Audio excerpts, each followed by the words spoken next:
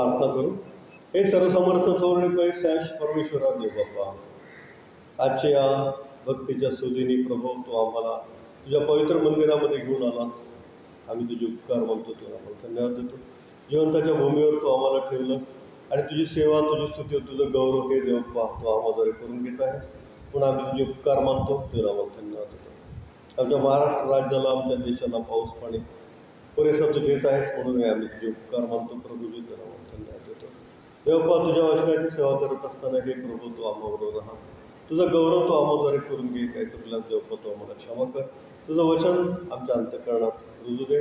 ते तू आम्हाला समजावून सांग. त्याचा देवप्पा वृक्ष होऊन त्याला पवित्र आत्म्याची फळे यावीत असं तू कर. आमचा धन्य करणारा प्रभू श्री ख्रिस्त याच्याद्वारे वर्तवणी बाप्पा आम. तर आजच्या मननासाठी आपण शुभवर्तमान, मार्कुस शुभवर्तमान याचा पहिला अध्याय, 5वा अध्याय आणि 1 ते 20 ही वचनं आपण वाचलेली आहे. यामध्ये असं आहे की गर्सेकराचा प्रदेश आहे आणि त्यामध्ये एक भूतग्रस्त आहे. आणि प्रभू येशू ख्रिस्त आपल्याला माहिती आहे की समुद्रातून येताना मोठं वादळ आलं आणि गेल्याच रविवारी आपण शिकलो की येशू ख्रिस्त म्हणाले की चला आपण पलीकडे जाऊया. आणि हे वाक्य त्या भूतग्रस्तांनी ऐकलं आणि त्यामुळं त्या भूतग्रस्तांनी त्या समुद्रामध्ये मोठं वादळ निर्माण केलं आणि प्रभू येशू ख्रिस्ताने ते वादळ काय केलेलं आहे, शांत केलेलं आहे. आणि ते वादळ शांत करून, समुद्राच्या लाटांना शांत करून प्रभू येशू ख्रिस्त समुद्राच्या, गालील समुद्राच्या पलीकडे उतरला. आणि पलीकडे उतरल्याबरोबर तो एक सैतान असलेला माणूस त्याच्या पुढे आला आणि तो येशू ख्रिस्त, तो कबरांमध्ये राहत असे, त्याला साखळदंडाने जरी बांधलं तरी तो ते साखळदंड पण तोडत असे, इतकं त्याच्यामध्ये ताकद होती. आणि त्याला आवरणं किंवा बांधून ठेवणं पण कुणाला शक्य नव्हतं आणि त्यामुळं लोक त्याला घाबरत असत. तो आपलं अंग दगडाने खेचून घेत असे आणि तो मोठमोठ्याने ओरडत असे, म्हणून लोक त्याला घाबरत असत. तर येशूला बघताच तो धावत आला आणि येशू ख्रिस्ताच्या पाया पडला आणि मोठ्याने ओरडून म्हणाला, हे येशू, परात्पर देवाच्या पुत्रा, तू मध्ये का पडतोस? मी तुला देवाची शपथ घालतो, मला छळ नको. म्हणजे सैतान जे आहे ते येशू ख्रिस्ताला ओळखतो. कारण येशू ख्रिस्त स्वर्गामध्ये पिता परमेश्वर याच्याबरोबर असताना, पवित्र आत्मा यांच्याबरोबर असताना, सैतान जो ल्युसिफर आहे तो स्वर्गामध्ये होता आणि त्याने मनामध्ये काही गोष्टी म्हणल्या की मी परात्पर देवा समान होईल, मी देवाच्या पेक्षा उंच माझं सिंहासन निर्माण करेल. असं म्हटल्यामुळं त्याला काय झालं, परमेश्वराने पृथ्वीवर खाली टाकलं आणि तो सैतान झाला. तो पहिले देवदूत होता. करोबांमध्ये त्याचा वास असायचा, अग्नीच्या पर्वतांमध्ये त्याचा वास असायचा, देवावर पाखर घालणारा असा तो अभिषिक्त करून होता. परंतु त्याच्यामध्ये पाप निर्माण झाल्यामुळं देवदूताला काय झालं, खाली टाकण्यात आलं. आणि देवदूत असे आहेत की त्यांना क्षमा नाही. त्यांना फक्त परमेश्वराच्या आणि मनुष्याच्या सेवेसाठीच निर्माण केलेलं आहे आणि त्यामुळं त्या देवदूताला क्षमा झाली नाही आणि तो सैतान म्हणून झाला. आणि तो मग काय करतो, लोकांना त्रास देतो. त्याने एदेन बागेमध्ये पण आदाम आणि हवेला त्रास दिला. तो सैतान कसा त्रास देतो, त्याचे डावपेच फार भयंकर असतात. तो सैतान जर मनुष्याला लागला तर तो मनुष्याची हालहाल करतो, त्याचा अंग ठेचतो, त्याला दुखणाईत करतो, त्याला आजारी पडतो, त्याला माणसांमधून घालवून लावतो आणि शेवटी सगळे हाल झाल्यानंतर त्या माणसाला आत्महत्या करायला लावतो. म्हणजे शारीरिक, मानसिक आणि आत्मिक तिघांची वाट लावण्याचं काम सैतान करतो. शरीराने व्याधी उत्पन्न करतो किंवा शरीरामध्ये पुष्कळ नुकसान करतो. आता ह्या माणसं बघा, दगडाने स्वतःचं अंग ठेचून घेत असतो. जर तुम्ही एखादा भूतग्रस्त बघितला असेल तर तुम्हाला याची जाणीव असेल. किंवा कोणी काय एखादी करणी हे सगळे भूताचेच प्रकार आहेत, सैतानाचेच प्रकार आहेत. करणी करणं, जादूटोणा करणं, लिंबू मारणं हे सगळे भूताचे भुताटकीचे प्रकार आहेत, जादूटोणा वगैरे सगळं. जर कोणाला त्याची बाधा झाली असेल तर त्या माणसाचे हाल जर तुम्ही बघितले असेल तर तुम्हाला याची कल्पना येईल. तर या माणसाचे जो शारीरिक, मानसिक आणि आत्मिक असे सगळे हाल करतो आणि शेवटी आत्महत्या केल्यामुळे काय होतं, त्या माणसाला नरकातच तो घेऊन जातो, दुसरा काय पर्यायच नाही. म्हणून सैतानाचा त्रास हा फार भयंकर आहे. सैतानाचे डावपेच हे फार भयंकर आहे. आणि सैतानाच्या डावपेचांना जर आपण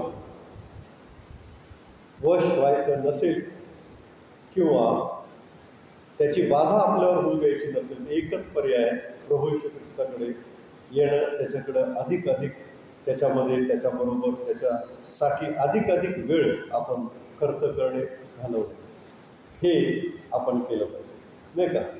तर आता आपण या अध्यायात तर पाहिलंच की तो सैतान कसा या माणसाचे, गर्सेकराच्या प्रदेशातल्या माणसाचे हाल करतो. आणखी आपण पाहूया की लूक 22वा अध्याय 3-4 वचन वाचा. लूक 22:3-4.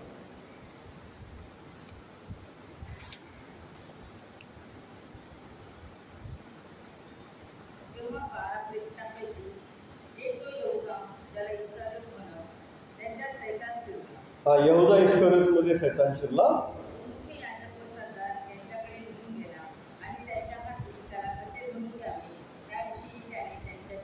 हा, यहुदा इस्करियोतमध्ये सैतान शिरला आणि तो मुख्य याजक यांच्याकडे गेला आणि येशू ख्रिस्ताला कसं धरून द्यावं याची त्याने सल्लामसलत केली. म्हणजे यहुदा इस्करियोतमध्ये सैतान शिरला आणि मग ते सैतानाने त्याच्याकडून चुकीचं काम करून घेतलं. का चुकीचं काम करून घेतलं? कारण सैतानाचा उद्देशच तो आहे की देवापासून माणसाला, त्या व्यक्तीला दूर नेणे. सैतानाचा उद्देशच हा आहे की देवापासून दूर नेणे. आणि त्यांनी नेलं यहुदा इस्करियोतला देवापासून दूर. आणि काय झालं मग? काय झालं? हा, यहुदा इस्करियोत देवापासून दूर गेला. तो पुन्हा देवाकडं आलाच नाही. शिवाय तो कसा मेला? आत्महत्या. स्वतः फास लावून घेतला, डोर तुटला, खाली पडला, पोट तुटून गेला. म्हणजे सैतान काय करतो? माणसाचं शारीरिक नुकसान करतो, त्याला मनाला त्रास देतो, माणसापासून त्याला दूर नेतो, देवापासून त्याला दूर नेतो आणि शेवट काय? त्याला आत्महत्या करायला लावतो. आणि आत्महत्या केल्यामुळं त्याला स्वर्गीय राज्यामध्ये, देवाच्या राज्यामध्ये देवाबरोबर कुठेही कधी कसले स्थान मिळू शकत नाही.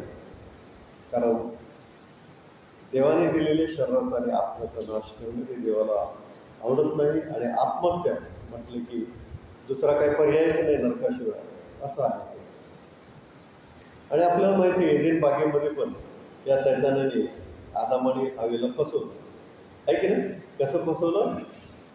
वाचा उत्पत्ती 3रा अध्याय 4-5 वचन.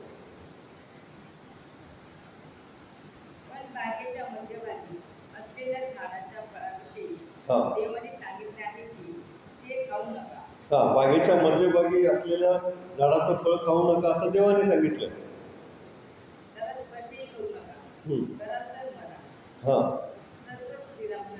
हा, सर्प स्त्रीला म्हणाला तुम्ही खरोखर मरणार नाही. म्हणजे देव जे शिकवतो त्याच्याबरोबर उलट सैतान शिकवतो, नाही का. परमेश्वर म्हणाला की तुम्ही त्या झाडाचं फळ खाऊ नका, तुम्ही मरा. सर्प शिकवतो नाही तुम्ही मरणार नाही. मग सैतानाने चुकीचं शिकवलं ना, ओके, चुकीचं शिकवलं. आदामाने हवा नंतर मेले. म्हणजे आपल्याला सैतान फसवतो आणि देवाच्या वचनामधून पण फसवतो. कधी कधी असं देवाचं वचन सांगतं, पण असं नाही त्याचा अर्थ तसा आहे असं म्हणून देवाचं वचन देव सैतान आपल्याला काय करतो? फसवतो. येशू ख्रिस्ताला पण सैतानाने फसवायचा प्रयत्न केला आहे ना. कुठे? हां बरोबर, परीक्षा घेतली. अरण्यात येशू ख्रिस्ताची परीक्षा झाली.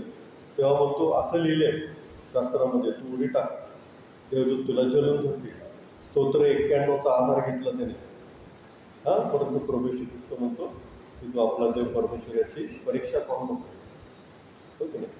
म्हणजे आपल्याला देवाच्या वचनातून पण फसवणारा सैतान आहे. तो फार धूर्त आहे.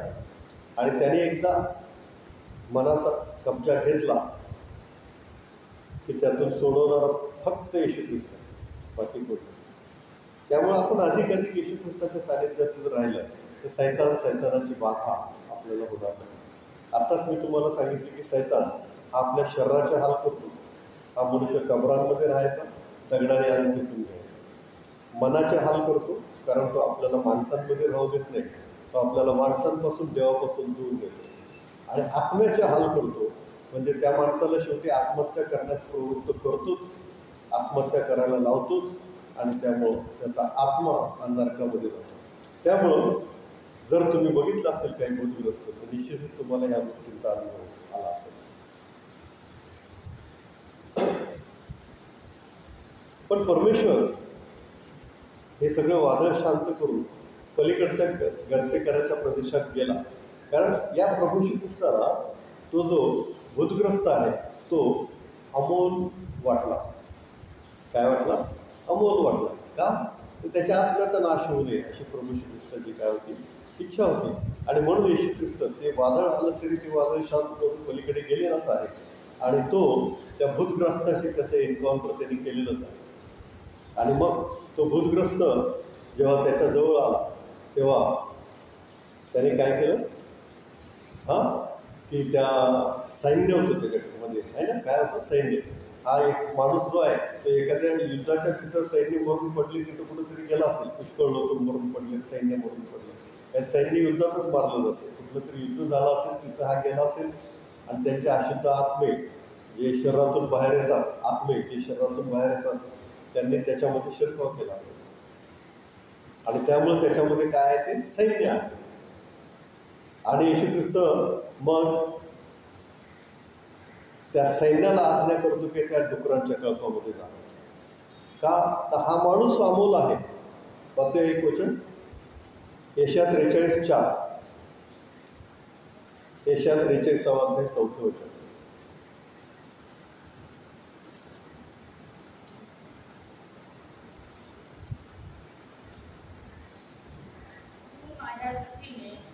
तू माझ्या दृष्टीने अमोल आहेस, तू मोठ्या योग्यतेचा आहेस.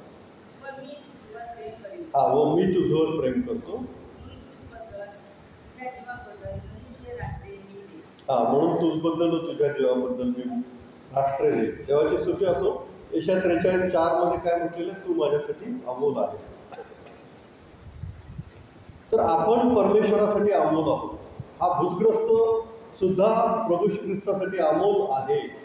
त्याचं काय मोल नाही, इतक्या योग्यतेचा मोठा तो आहे. म्हणून येशू ख्रिस्त तिथे गेला. त्याने त्याच्यातलं सैन्य म्हणजे भूत कुठं कशामध्ये टाकली? डुकरामध्ये. तो डुकरांचा अख्खा कळपच्या कळप गालील समुद्रामध्ये पडून गेला. आणि तो भूतग्रस्त सरळ झाला, चांगला झाला, तो शुद्धीवर आला. त्याने येऊन येशू ख्रिस्ताच्या चरणाजवळ आश्रय घेतला. तो येशू ख्रिस्ताच्या चरणाजवळ बसला. आता आपल्याला माहिती आहे की 2000 डुकरांची किंमत किती? 2000 डुकरांचा कळप होता. 2000 डुकरांची किंमत किती माहिती आहे? एक डुक्कर पाश्चात्य देशामध्ये 20,000 ते 50,000 रुपयापर्यंत किंमत आहे. रुपये 20,000 ते 50,000. 2000 डुकर. आत्ताची किंमत जर बघितलं, कमीत कमी 20,000 जर म्हणलं तर 2000 डुकरांची किंमत किती होते माहिती आहे? सांगा बरं. 20,000 एका डुकराची किंमत, 2000 डुकरांची किंमत किती? कोण आहेत अकाउंटिंगचं? एका डुकराची किंमत 2000 रुपये. 20,000, सॉरी, एका डुकराची किंमत 20,000 रुपये. 20,000, 20,000. तर 2000 डुकरांची किंमत 4 करोड, 4 करोड रुपये. किती? 4 करोड रुपये, म्हणजे 400 लाख रुपये होते. 4 करोड रुपये. 4 करोड रुपये पाण्यामध्ये डुबवले. कोणी? प्रभू श्री ख्रिस्ताने. कोणासाठी? एका माणसासाठी, एका आत्म्यासाठी. म्हणून काय आहे? आपण अमोल आहोत. कारण माणसाने सर्व जग कमावलं आणि त्याचा आत्मा गमावला तर त्याचा त्याला काय लाभ? 4 करोड रुपये किरकोळ आहे येशू ख्रिस्ताला. तो मनुष्य महत्त्वाचा आहे. म्हणून ते एवढं मोठं वादळ शांत करून तो पलीकडच्या किनाऱ्यावर आला आणि त्याने त्या भूतग्रस्ताशी एन्काउंटर केलं. त्याच्याशी त्या भूताशी तो युद्धाप्रमाणे लढला येशू ख्रिस्त आणि त्याच्या शब्दामध्ये जे सामर्थ्य आहे ते त्याने येशू ख्रिस्ताने दाखवून दिलं की तू जा. सगळ्या सैन्याचं सैन्य म्हणजे एक दोन भूतं नाही, अख्खं सैन्याचं सैन्य केवळ एका शब्दावर, येशू ख्रिस्ताच्या एका शब्दावर त्या भूतग्रस्तामधून निघालं आणि डुकरांच्या गळपामध्ये गेलं. आणि म्हणून यशया 43:4 असं म्हटलेलं आहे की तू माझ्यासाठी काय अमोल आहेस. का आपण परमेश्वरासाठी अमोल आहोत सांगा? का बाय आपण परमेश्वरासाठी का अमोल आहोत? कारण परमेश्वराने ना सगळी सृष्टी निर्माण केली आहे ना. पक्षी, पशु, झाडं, वेली, फुलं, फळं, जलचर, पाणी, समुद्र, नद्या, ग्रह, तारे सगळं निर्माण केलं. आकाश कसं? शब्दाने. पण मनुष्य कसा निर्माण केला? त्याच्या स्वतःच्या हाताने, आहे की नाही? मातीपासून तो घडवला, हो की नाही? स्वतःच्या हाताने घडवला. किती मोठा फरक त्यांनी ठेवला सृष्टीच्या निर्मितीमध्ये आणि मनुष्याच्या निर्मितीमध्ये, आहे की नाही? शिवाय तो कसा बनवला माहिती? त्याच्या प्रतिरूपात, हो की नाही? आणखी काय केलं त्याने? स्वतःचा श्वास त्याच्यामध्ये फुंकला. म्हणून आपण त्याला अमोल असे आहोत, नाही का? म्हणून सगळी प्राणी, सगळी सृष्टी आणि मनुष्य याच्यामध्ये फार मोठा फरक परमेश्वराने काय केलेला ठेवलेला आहे. मनुष्य परमेश्वरासाठी अमोल आहे कारण ती त्याची हस्तकृती आहे. आपल्याला त्याने त्याच्या स्वतःच्या हातांनी बनवलेलं आहे, त्याच्या प्रतिरूपाचं बनवलेलं आहे, त्याचा श्वास आपल्यामध्ये फुंकलेला आहे आणि तो श्वास आपल्यामध्ये फुंकल्यामुळे आपण त्याच्या प्रतिरूपाचे झालो. म्हणजे काय? आपण त्याच्यासारखं सार्वकालिक जीवन जगू शकतो. आपला आत्मा जो परमेश्वराने आपल्यामध्ये फुंकलेला श्वास, आपल्याला जो आत्मा दिलेला आहे तो आत्मा सार्वकालिक आहे, है ना? वाचा उपदेशक 12:7. उपदेशक 12:7.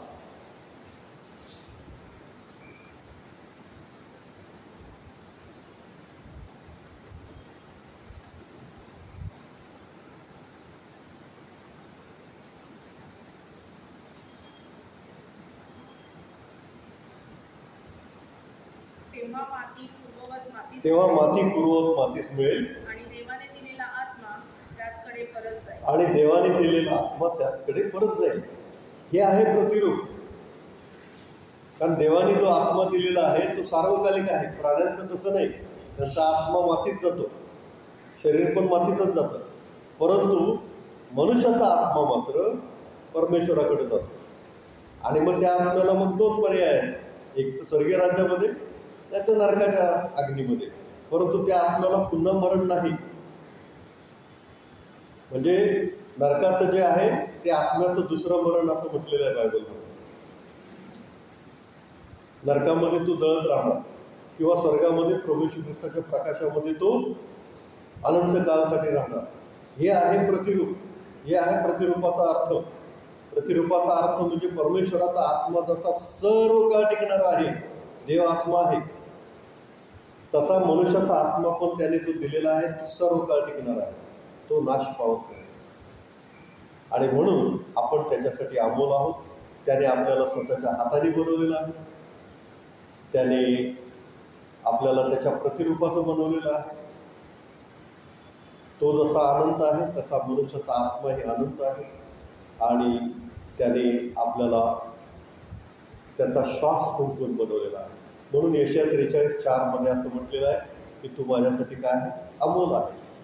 आणि म्हणून एका भूतग्रस्तासाठी येशू ख्रिस्त दिवसभर काम केलं, दिवसभर थकला, दिवसभर दमला, दिवसभर पुष्कळ रोगी बरे केले आणि दिवसभर त्यांनी संदेश प्रवचन दिलं, तरीही संध्याकाळी तो निघाला. मग वाटेमध्ये रस्ते गालिल समुद्रामध्ये मोठं वादळ आलं, ते त्या सैतानाने काढलं, ते शांत करून तो पलीकडे गेला आणि पलीकडे त्याने त्या भूतग्रस्ताला बरं केलं. एक एक आत्मा प्रभू श्री ख्रिस्तासाठी महत्त्वाचा आहे. एक एक आत्म्यासाठी त्याने आपलं स्वतःचं रक्त अर्पण केलेलं आहे. आपण त्याच्यासाठी अमोल आहोत कारण त्याने स्वतःच्या हाताने आपल्याला बनवलेलं आहे त्याच्या प्रतिरूपाचं बनवलेलं आहे आणि त्याचा श्वास आपल्यामध्ये त्याने फुंकलेला आहे. त्याने आपलं पवित्र रक्त देऊन आपल्याला मोलाने विकत घेतलेलं आहे. म्हणून आपण त्याच्यासाठी मौल्यवान अमोल असे आहोत. आणि म्हणून एका आत्म्यासाठी प्रभू श्री ख्रिस्त त्या गर्सेकराच्या प्रदेशामध्ये आला. त्याला बरं तर केलंच, पण त्याला बरं करण्यासाठी डुकरं 2000 रुपये पाण्यामध्ये त्यांनी घालवली. त्या डुकरांची किंमत कमीत कमी 4 करोड रुपये इतकी होती. आणि ती डुकरं त्याने काय केली, एका माणसासाठी त्या पाण्यामध्ये डुबवली. म्हणजे प्रभू श्री ख्रिस्ताला माणसाचं मोल अधिक आहे, कारण त्याचा नाश होऊ नये अशी त्याची इच्छा आहे. कारण त्याचं पवित्र रक्त त्याने आपल्यासाठी सांडलेलं आहे. वाचूया आपण 1 कोरिन्थीकरास पत्र 6वा अध्याय आणि 20वा वचन.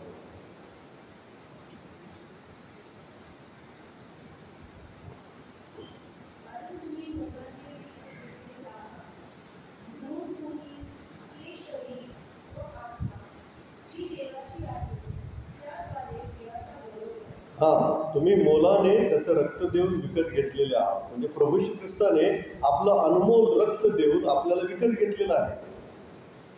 आपण आपल्या स्वतःचे नाही आहोत.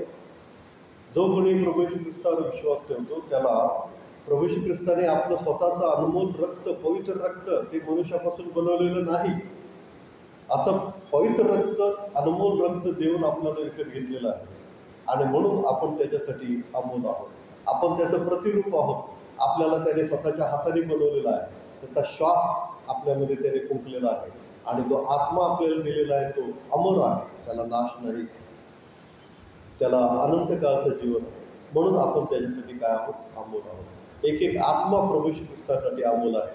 म्हणून त्या एका भूतग्रस्तासाठी प्रभू श्री ख्रिस्त आला. आणि मी तुम्हाला सांगितलं की भूतग्रस्त जो आहे, जर कुणाला भूत लागलेला आहे असं जर तुम्ही कुणाला पाहिलं असेल तर त्याच्या शरीराचे तो किती हाल करतो, मनाचे हाल करतो, शरीराचे हाल करतो, शरीर खेचून घेतो, मनाचे हाल करतो, मनुष्यापासून त्याला दूर नेतो, देवापासून दूर नेतो, आणि आत्म्याचे पण हाल करतो. म्हणजे शेवटी त्याला आत्महत्या करण्यास प्रवृत्त करतो. जे मोस्टली आत्महत्या करतात त्यांचा पगडा सैतानानेच घेतलेला असतो. आणि ते मग डिप्रेशनमध्ये जाऊन आत्महत्या करण्यास सैतान त्यांना प्रवृत्त करतो. म्हणजे त्यांच्या आत्म्याचा नाश व्हावा आणि त्यांना नरकामध्ये घेऊन जावं अशी त्या सैतानाची इच्छा असते. परंतु प्रभू श्री ख्रिस्तच्या पुढं सैतानाचं काहीच चालत नाही. बघा, इतकं सैन्य असलेलं सैतानी मनुष्य येशू ख्रिस्ताला नुसतं बघितलं तरी काय झालं, येऊन त्याच्या चरणाजवळ बसला, नाही का. म्हणजे सैतानाचं येशू ख्रिस्तापुढं काहीच चालत नाही. मी जेव्हा तरुण होतो तेव्हा इकडे चेंबूरला ब्रदर दिनाकरन त्यांच्या प्रार्थना असायच्या आणि मी गावावरून यायचो इकडे प्रार्थना. ते चेंबूरला एक मोठं मैदान आहे, तिकडे कॉलेजला वगैरे येतो तेव्हा प्रार्थना अटेंड करायसाठी मी यायचो. तर ते मी बघायचो की ते फक्त डोळे झाकून नुसते असं बोट करून प्रार्थना करायचे, मंडळीकडे हात करून, आणि सैतानाला धमकवायचे. तर अक्षरशः त्यांच्या पुष्कळ जमाव असायचा, पुष्कळ विधर्मी लोक असायचे, आणि ज्यांच्यामध्ये सैतान आहे त्यांना असं कोणतरी उचलून आपटते असं ती माणसं स्वतःच उचलून आपटली जायची. मी स्वतः बघितलेलं आहे. म्हणजे ती माणसं कोणी उचलून आपटलं तरी आपटणार नाही, एवढी बोजड, एवढी अवजड, एवढी मोठी, परंतु आपोआपच उचलून आपटली जायची. आणि ते दिनाकरन ब्रदर तर काहीच नाही करायचे. ते फक्त डोळे बंद करून, पुढे हात करून, बोट करून प्रार्थना करायची. फार मोठं सामर्थ्य येशू ख्रिस्तामध्ये आहे, त्याच्या प्रार्थनेमध्ये आहे. आणि कुठलाही भूतग्रस्त त्याच्या पुढे टिकूच शकत नाही. आणि म्हणून आपल्याला जर या भूताची, सैतानाची कुठली बाधा होऊ नये असं वाटत असेल तर आपण अधिकाधिक वचनामध्ये राहायचं, अधिकाधिक प्रभू श्री ख्रिस्ताच्या सानिध्यामध्ये राहायचं. एक एक आत्मा प्रभू श्री ख्रिस्ताला महत्त्वाचा आहे. आणि म्हणून याकोबाच्या विहिरीवर एक स्त्री आली होती पाणी भरायला. ती शंभरोनी स्त्री होती, ऐक ना. तिच्यासाठी पण प्रभू श्री ख्रिस्त त्या विहिरीवर आला आणि त्याने काय केलं, त्या शंभरोनी स्त्रीचं तारण केलं. तुला डायरेक्ट सांगितलं की जो तुझ्याशी बोलत आहे तोच ख्रिस्त आहे, तोच प्रभू येशू ख्रिस्त आहे, तोच देवाचा पुत्र आहे. डायरेक्ट सांगितलं तोच ख्रिस्त मी आहे असं येशू ख्रिस्ताने तिला सांगितलं. आणि तिचं तारण झालं. तिने अख्ख्या गावाला बोलवून घेतलं, अख्ख्या गावाचं तारण झालं. एकेका आत्म्यासाठी प्रभू श्री ख्रिस्त ख्रिस्त काय करतो, धडपड करतो की त्याचं तारण व्हावं, त्याने सैतानाच्या अधीन जाऊ नये आणि सैतानाने त्या आत्म्याचा काय करू नये, नाश करू नये. येरिहोच्या वाटेवरून येत असताना जक्कईने काय केलं, झाडावर, उंबराच्या झाडावर चढला, ठीक आहे. तर त्याला येशू ख्रिस्ताला पाहायचं होतं, हो की नाही. तरी येशू ख्रिस्त तिथं झाडाखाली आला आणि त्याला डायरेक्ट हाक मारून बसतो, जक्कया खाली होतं, मला आज तुझ्या घरी यावायचं आहे. आणि मग येशू ख्रिस्त त्याच्या घरी जातो. एकटा जरी असला तरी येशू ख्रिस्ताला तो पाहिजे. मग येशू ख्रिस्त त्याच्या घरी जाऊन म्हणतो की आज या घराला तारण प्राप्त झाले आणि आपल्याला, आपण येशू ख्रिस्तासाठी अमोल आहोत, कुणाचाही नाश व्हावा अशी येशू ख्रिस्ताची इच्छा नाही. तर आपण सैतान आणि सैतानाच्या दुष्कृत्यांना, त्याच्या गोष्टींना बळी जर पडायचं नसेल तर आपण अधिकाधिक येशू ख्रिस्ताच्या सानिध्यात राहिलं पाहिजे. जक्कईच्या सानिध्यात येशू ख्रिस्त आला, तो येशू ख्रिस्ताच्या सानिध्यात आला. शंभरोनी स्त्रीच्या सानिध्यात येशू ख्रिस्त आला, ती पण येशू ख्रिस्ताच्या सानिध्यामध्ये आली. आणि येशू ख्रिस्त त्या भूतग्रस्ताच्या सानिध्यामध्ये गेला, गर्सेकराच्या प्रदेशामध्ये. आणि येशू ख्रिस्ताला बघितलं तरी भूत शक्यच नाही की ती राहणं किंवा येशू ख्रिस्ताच्या नावामध्ये ते टिकणं, त्या व्यक्तीमध्ये टिकणं. तर त्या आत्म्याचा नाश होऊ नये अशी येशू ख्रिस्ताची इच्छा आहे, कारण त्याने त्याचं पवित्र रक्त देऊन आपल्याला मोलाने विकत घेतलेलं आहे. आपण त्याचे प्रतिरूप आहोत, त्याने त्याचा श्वास आपल्यामध्ये फुंकलेला आहे. सर्व सृष्टी त्याने शब्दाने बनवली तरी आपल्याला त्याने त्याच्या स्वतःच्या हाताने बनवलेलं आहे, म्हणून आपल्यावर त्याची अधिक प्रीती आहे आणि आपण त्याच्या स्वर्गीय राज्यामध्ये असावं अशी त्याची इच्छा आहे. म्हणून आपण अधिकाधिक त्याच्या सानिध्यात राहावं. आपण प्रार्थना करू. हे सर्वसमर्थ थोरणे पैशांश परमेश्वरा देवबापा, गर्सेकराच्या प्रदेशातील भूतग्रस्त हे देवप्पा केवळ तुला पाहिला आणि तो तुला नतमस्तक झाला. हे सर्वसमर्थ देवप्पा, सैतानाची कुठली शक्ती, भूतप्रेत, भानामती, चैटुक, अंधकार शक्ती, अशुद्ध आत्मशक्ती, जादूटोणा करणे ती तुझ पुढे चालत नाही आणि चालणारच नाही. हो देवप्पा, सैतानाने कधीही आमचा कुठल्याही गोष्टीचा ताबा घेऊ नये यासाठी आम्ही अधिकाधिक तुझ्या सानिध्यात राहावं असं तू दयाने कृपेने कर. तुझं वचन आमच्या पावलाकरता देवा मार्गाचा प्रकाश असतो. ही लहान प्रार्थना आमचा धन्यता आणणारा प्रभू श्री ख्रिस्ताच्या द्वारे मागतो मी बाबा. आमेन.